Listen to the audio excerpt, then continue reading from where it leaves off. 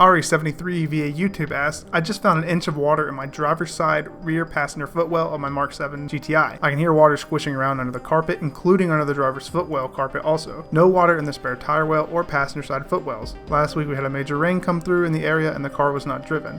I don't have a sunroof. The windshield was replaced in 2017, so where do I begin? Should I take it to the dealer, tear out the interior? What should be the best way to get the water dried up from under the carpet? Would there be any electrical devices under the carpet on the driver's side? Okay, so water leaks on a Mark 7. So we did a video explaining the whole idea of diagnosing water leaks on cars.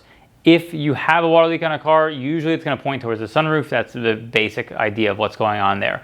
Now you have an issue with a non-sunroof car. Now, that where it's located makes me think it's probably not going to be related to your windshield just because of location.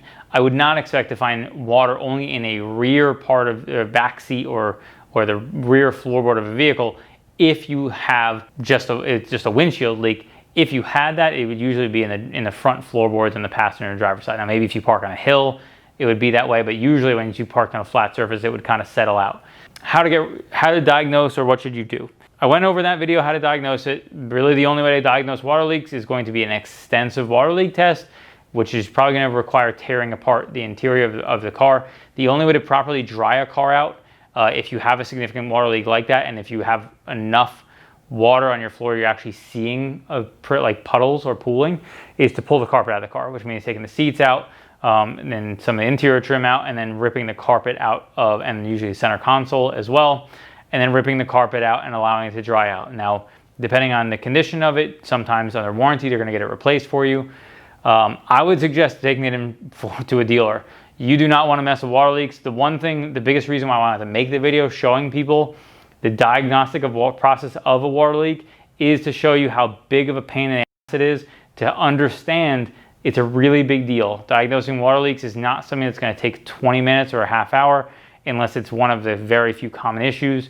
And fixing it is usually not easy either. So if it's under warranty, take it in, have them look at it. They're not gonna be thrilled about doing a water leak test, but hey, that's what they have to do because it's under warranty.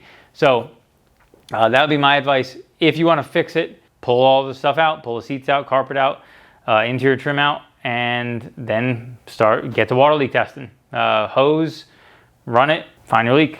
So sorry for the bad news. Hopefully you can get it fixed under warranty and it won't be too big of a deal.